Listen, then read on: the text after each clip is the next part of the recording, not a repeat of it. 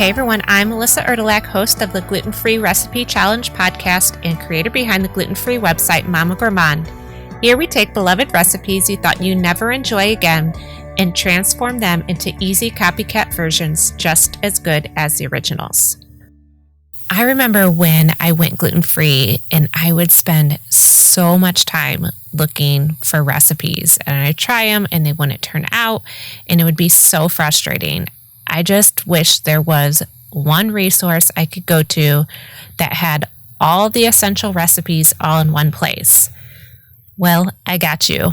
I have a fall sale going on right now, and you can get 3 gluten-free ebooks for 30% off. So in this cookbook bundle, you will get a gluten-free bread book that has all the essential bread recipes, a gluten-free dessert book, and then as an added bonus, a gluten-free lunch ideas cookbook.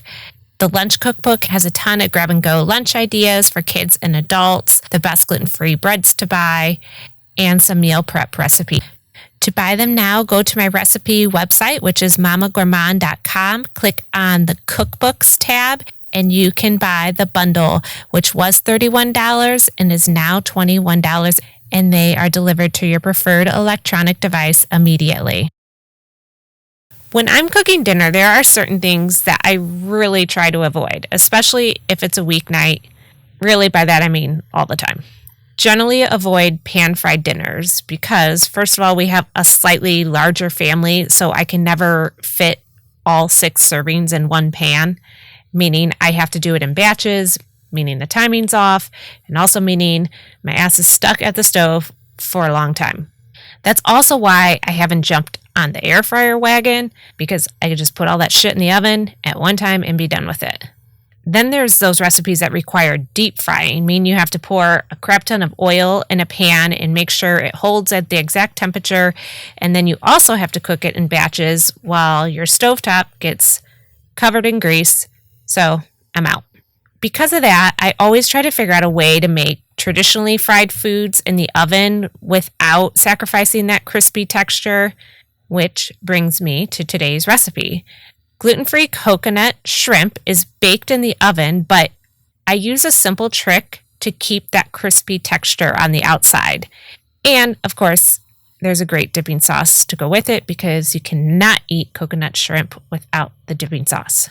If you are serving less people, though, say you have a smaller family or it's 1 or 2 of you, if you go to the recipe post, I also include air fryer directions because I know air fryer people like to put their whole lives in that thing.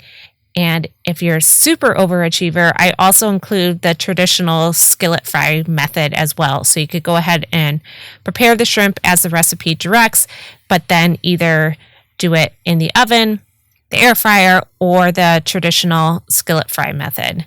So you do you, but today I'm going to talk about me. Okay, let's talk about the ingredients. So you need 3 cups of sweetened flaked coconut. And I say sweetened versus the unsweetened because, well, the unsweetened, it would make a healthier recipe. But the great thing about coconut shrimp is that contrast between the sweet breading and that slightly spicy dipping sauce, so it gives it a more authentic coconut flavor. You also need 2 large eggs that are slightly beaten, and this you dip the shrimp in so your breading will stick to the shrimp. For dredging the shrimp, I use cornstarch, which is naturally gluten-free, as opposed to flour or gluten-free flour, which other recipes use. The cornstarch helps keep the breading on the shrimp as it cooks. But if you do not want to use cornstarch, you could substitute the same amount of gluten-free flour, or you could use rice flour or a combination of those things. If you want a keto or low-carb recipe, you can also replace the cornstarch with coconut flour. For the seasonings that's in the cornstarch mixture, I use a little bit of paprika, salt, and pepper. And the paprika just adds a little bit of a more complex flavor, and it helps give it that golden hue since you're not going to be deep frying it.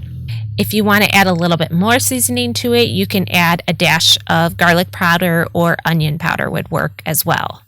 For the shrimp, you need 1 and 1/2 pounds of large shrimp that's peeled and deveined. You can also use medium shrimp, which is slightly more affordable, but then there will just be more shrimp, meaning more prep time and breading. You could leave the tails on or you can remove them. It's up to you. For the dipping sauce, it only requires 2 ingredients. One of the ingredients is a sweet portion, which you could either use orange marmalade, peach or apricot jam, or preserves. They all work well. And then the spicy element of it comes from a Thai chili sauce. And you can find this in the international section in your grocery store. For a gluten-free recipe, always make sure to read the ingredient label first. I use Kikkoman Thai style chili sauce, which is clearly labeled gluten-free. Thai Kitchen has a sweet red chili sauce too that's also labeled gluten-free. And then if you want to add a little bit of a creamier element to your sauce, you could also add a couple tablespoons of mayonnaise to it. Okay, so let's make the recipe. So this is the trick to getting crispy coconut shrimp that's baked in the oven. Start by toasting the coconut. Preheat your oven to 325 and then spread the coconut in a single layer on a baking sheet. And you want to toast it for 15 minutes and just stir it every 5 minutes until everything's lightly golden brown. If you're doing the air fryer or the skillet method, you could skip this step, but this step is crucial if you're doing the baked method. And even though it takes a little bit more time, you don't have to stand at the stove and fry your shrimp. So once the coconut's toasted, cool it slightly and transfer it to a bowl that you're going to dip the shrimp in. While the coconut's toasting, you can prepare your shrimp. So in a small bowl, whisk the eggs. And then in a large Ziploc bag, combine 1/2 cup of cornstarch, 1/2 teaspoon of paprika, 1/2 teaspoon of salt, and 1/4 teaspoon of pepper. Shake to combine that. And then take your shrimp and lightly blot it with paper towels so it's as dry as possible. Add it to that Ziploc bag and then just shake it so all the shrimp has that cornstarch mixture on it. After your coconut comes out of the oven, then you also want to increase your oven to 425. You need a higher oven temperature to bake this. Before you start breading the shrimp, go ahead and prepare your baking sheet, and you want to generously spray it with non-stick cooking spray, but actually the best thing to do is I drizzle it with a little bit of olive oil. You could use olive oil, avocado oil, coconut oil, whatever you prefer. Using oil versus a non-stick cooking spray will make it crisp up better in the oven. Okay, set that pan aside. And now it's time to prepare your shrimp. So take the shrimp out of the cornstarch mixture about 3 or 4 out of a time. Just shake the excess mixture off. Dip it in the egg mixture. And then you roll it in the toasted coconut and then transfer it to the prepared baking sheet. Just repeat it until you have all the shrimp breaded and laid out on the baking sheet. Make sure they're spread out so the heat can circulate around them. Then you can spray the tops with some non-stick cooking spray or drizzle a little oil on top so the bottom gets crispy as well as the top. And then it's super quick to bake. It only needs 10 to 12 minutes in your oven, and while that's baking, you can combine your dipping sauce together. If you are a meal prep person, you can also freeze this before baking. So you could go ahead and bread the shrimp, put it on a baking sheet that's lined with parchment paper or wax paper, and then stick it in the freezer until it's frozen solid. And then once it's frozen solid, transfer it to a Ziploc freezer bag and freeze up to 2 months.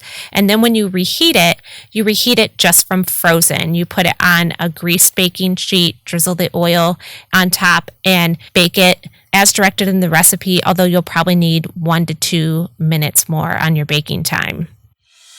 Okay, you could find this full printable recipe on the show notes page, and to get to it, click on the link provided in whatever podcast app you're listening on right now.